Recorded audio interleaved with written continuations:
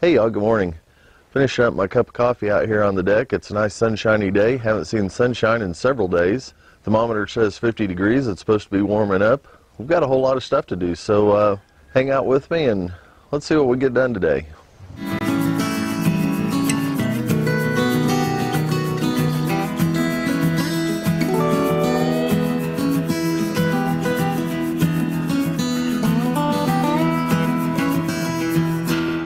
So in the comments of one of my earlier videos, Little Dirt Patch asked to see more of the chores that we do out here. Be careful what you ask for, you might just see it. What I'm getting ready to do now is head out to the turkey and the peacock house. It's their temporary housing until we can get their house remodeled and fixed and ready for move back in. That's going to happen later on this spring though. But this morning real quick, what I'm going to do, since they're underneath a covered roof, and of course just like other poultry, they like to scratch and dig around, I've gathered up a bunch of leaves that I'm going to throw in their coop. Then after we get the leaves in, we'll feed and water them. We'll talk a little bit about them.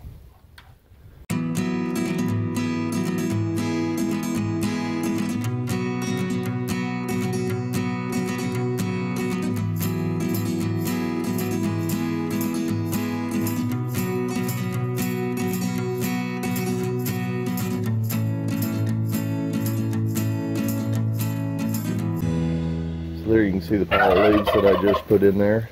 They'll spread those out. They'll have fun. That's Taj. He's growing his train out. And he's got 4 ladies in here with him. Little white gal up there.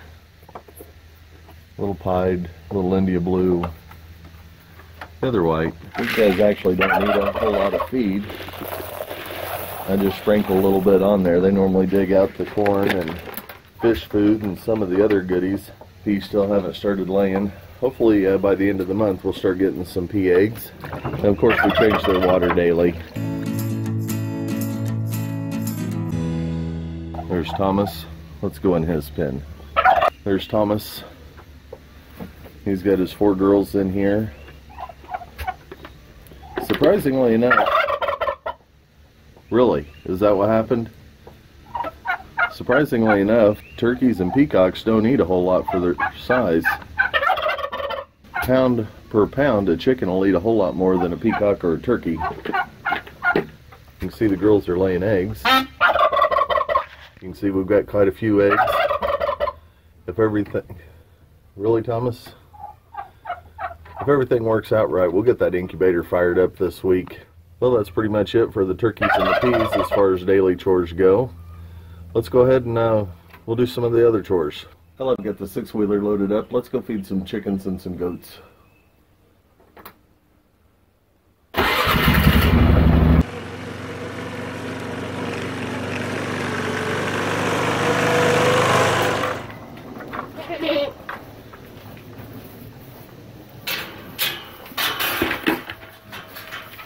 This old Cheddar Bob. Hello, Cheddar Bob.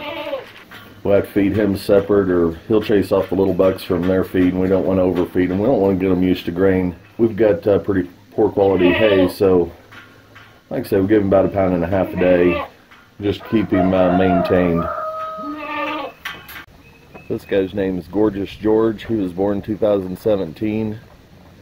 He's a 100% New Zealand buck we bought from Dennis Higgins. His twin placed really well last year in the Oklahoma buck contest, so we're hoping to see good things from him. This guy's Thunder. He was born here. We bought his dam already bred. His sire is Sir Tommy. The kind of the unique thing about him, although he was born November of last year, he's actually the uncle to this guy. This guy's sire is Chris Manna, and the sire to this guy, Sir Tommy, was actually Chris Manna's sire. So kind of neat to have both these guys. We'll see if he continues his weight gains and everything, and if so, we're going to use him in part of our breeding season this fall. Getting ready to feed the dogs. Every day our dogs get 2 eggs. Thought I'd show you this real quick. This door the dogs can get in and out of. but of course goats can't, so that way we don't have to worry about the goats eating the dog food. And of course they enjoy their morning breakfast. They like eggs like everyone else. They don't like this camera though. I'll go ahead and leave them alone. Like I was saying earlier, of course we're feeding hay still. And I did misspeak. They don't get all the hay they want, and it's not so much for the goats. The crazy mule that we've got will just sit there and eat and eat and eat. And because he's in the winter paddock, he'll get fat, fat, fat. So we do somewhat ration it. But they'll get 4 flakes, 5 flakes a day.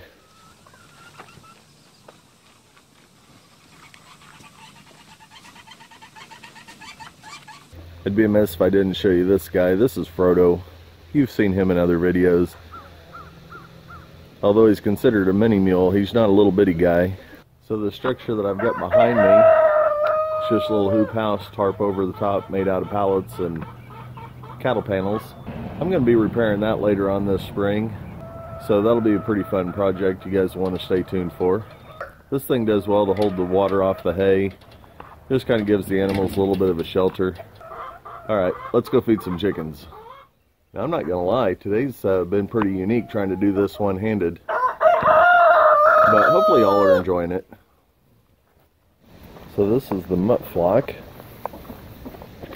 And although we call it a mutt flock, there's some purebreds in there. Like that's a blue Wheaten Americana. That's a blue Americana. There's a Welsh Summer. There's a Welsh Summer. There's another Welsh Summer over there, 3 Welsh Summers. There are some mixes too though. This is our egg laying flock. They lay all sorts of different colors. Of course, Little Miss Americana will lay blues. Some of the Easter eggers will lay blues and greens. Welsh Summers lay a pretty egg. We've got some olive eggers in here. Those in the back, those black ones, we raise those here. Easter egg dad, Buckeye mom. So it's a brown egg layer with a blue egg layer. But anyway, thought I'd show you these chickens. Right now they're inside the coop. We're in the middle of the hawk migration, but here in about another month, we'll get down to just the resident hawk population, and then we'll let these guys free range again where they'd much rather be anyway, to be able to scratch in the grass and that sort of thing. These guys, you probably heard me talk about them in an earlier video. These are our meat producers. These are a Buckeye dark Cornish cross. So how many eggs did you get today? 10 eggs. Camera's not doing the eggs too much justice this morning. Probably sunlight, I'm not really sure. This is a Welsh Summer egg. You can see the spots on it. This is actually an olive egg.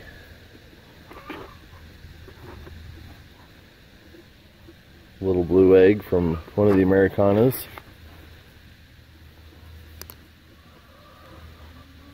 And this camera's not doing this egg justice at all, but it's actually a pink egg. And of course we've got the just normal tan eggs. We had been getting up to 19 eggs a day, but cold weekend. Well, minus the ducks, that's everything on this side of the creek. We're going to clean them out a little bit later. They're growing like weeds, I'll be able to show you that. But if you can see in the background, right there, already been to the hay place this morning. So now we're going to head out to the pasture, drop that hay bale, but before I can do that, I'm going to have to take the tractor out there and clean up around the hay bunk. So let's go get the tractor ready. I've got to fuel it up, make sure air's in the tires. We're going to head out to the pasture.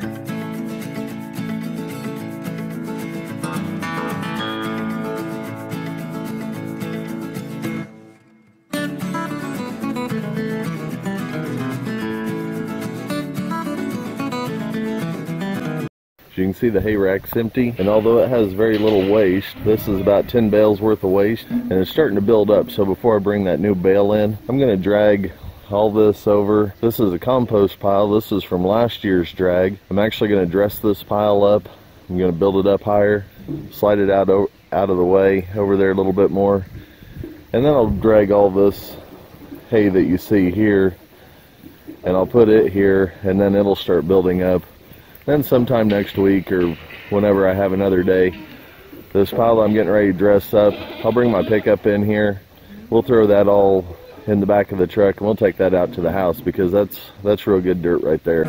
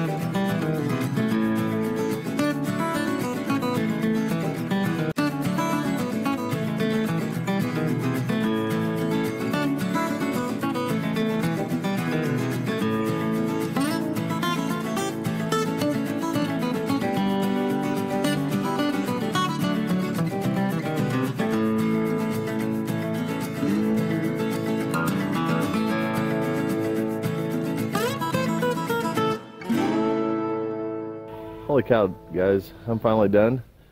Tell you what, even though I was on a tractor, that'll wear you out. You can see a pile right here behind me, somewhere over there. That's all the hay. I need to tell you, I only do this once a year, maybe twice. I might do it again in the fall. But I like to clean it out, and we've had so much rain and everything. I needed to go ahead and do that now, because what'll happen, that hay will hold the moisture, which I definitely encountered moving around on this tractor. That's pretty heavy. But what'll happen is the goats will, as they're standing in that wet hay, that'll give them hoof problems, hoof scald, hoof rot, all sorts of things. So I need to get that hay out of there so that ground can dry. And that way it's just going to protect the goats' feet. There's also a nasty critter that's really known with goats. It's a little bacteria. It's a gram A positive. That'll be a Google subject for you, but it's called Listeria. And Listeria loves to live, it's a ground-dwelling bacteria. You've also probably heard about it in a lot of food outbreaks, things like that. Same type of bacteria, different strain. But anyway, Listeria loves to wet ground and that sort of thing, and if that gets inside the goat's digestive system, that's just bad news. If you don't catch it pretty quick, you'll lose goats over over that. So this is also a preventative for that. So it's just a health thing as much as anything. But that'll let that ground, see if you can see that behind me, let that ground dry out, and it'll prevent a lot of problems later on. But now that that's done, I'm gonna get the goats back into this paddock, and let's go get a hay bale. Day's not over.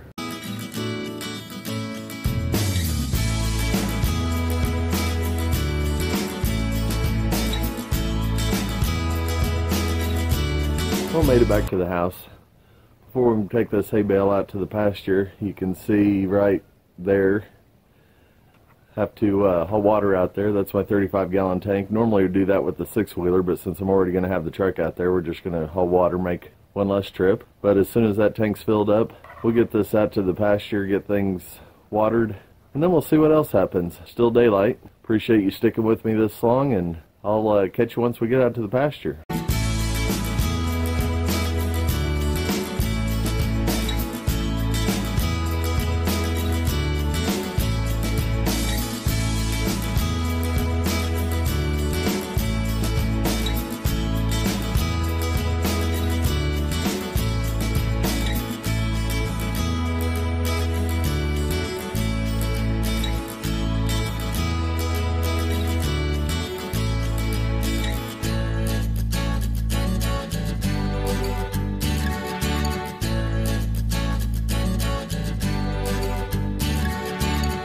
That's another job complete. Well, as you can see, the girls approve of that round bale. Water's about, flip around here. You can see back there, water tank's about empty. About time to head back to the house. Then we might take a quick break. I'll eat a sandwich. You won't notice it because it'll just be the next second, but that kid's getting hungry. Well, hello once again. We got our sandwich eaten and then realized my battery was about dead, so I had to charge that. But you know what? No one wants to watch me scoop out a brooder house anyway. As you can see, the ducks behind me in our old rabbit cages, they're ready to be let back out. I did want to show you one thing though right before we let them out. This is what we put our water font on. And the reason I'm wanting to show you this guy, this is actually just a rabbit pan, a rabbit poo pan that we put a cinder block on. We'll put the water on that, and I'll show you that once we get the ducks out. But for any of you that have had ducks, you know that they like to play in the water. You put this little catch pan underneath there, it'll certainly save your bedding, keep everything from getting just completely soaked. So there's your Stoney Creek tip for the day. Let me go ahead and finish this. We'll get these ducks out, and then I'll show you the setup once we're done. Now you can see that water font. That's a 3-gallon water font on there.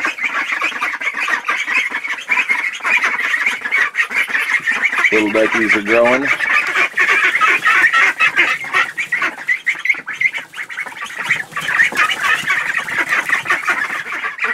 Well, another job done for the day. Let's get out of this noisy duck house here. We'll finish up on the front porch where we started this morning. I'm on my last cup of coffee for the evening. Finally going to sit down, take a break. Hopefully I get this edited and up tonight. If not, it'll be waiting for you tomorrow. Let's do a fast recap of everything we've done today. Let's see, we started out, threw some leaves in with peacocks, fed and watered peacocks and the turkeys, went down, fed and watered the chickens, fed and watered the goats, and mule and dog and that jazz and the stuff on this house side of the creek. From there we went out to the pasture. I guess it'd be somewhere over there. We cleaned up the hay that's all around that catch-em feeder. We got the bale in, took out that 35 gallons of water, got the trough filled up. All the girls were happy out there and all the kids. We got back over here, then ended up cleaning out the duck brooder house. As you can see, the ducks are growing exceptionally well. But anyway, you know, as we started out, someone had mentioned in the comments of a previous video that they wanted to hang out with us for the day and watch me do chores. So be careful what you ask for. You're certainly going to get that. I just want to say I appreciate you guys. I appreciate you hanging out with me today. You made work today a little bit more fun than it normally would have been. So I guess until next time, I'll see you next video.